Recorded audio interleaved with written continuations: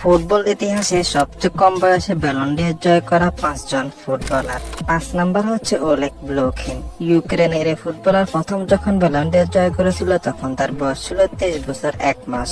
4 number হচ্ছে George best.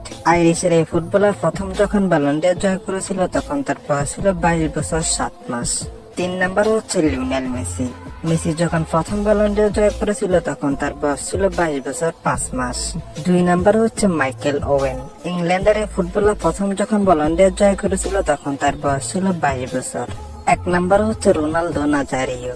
ব্রাজিলের এই ফুটবলার প্রথম যখন ব্যালন ডি জয় করেছিল তখন তার বয়স ছিল 21 বছর 3 মাস। বর্তমানে লামিন ইয়ামালের এই রেকর্ডটি ভাঙার সুযোগ রয়েছে। লামিন ইয়ামালের বর্তমান বয়স হচ্ছে 18 বছর এবং 2025 সালের ব্যালন ডি লামিন ইয়ামাল 2 নম্বরে রয়েছে। আপনার মতে লামিন ইয়ামালকে এই রেকর্ডটি ভাঙতে পারবে কিনা তা কমেন্ট বক্সে জানাবেন।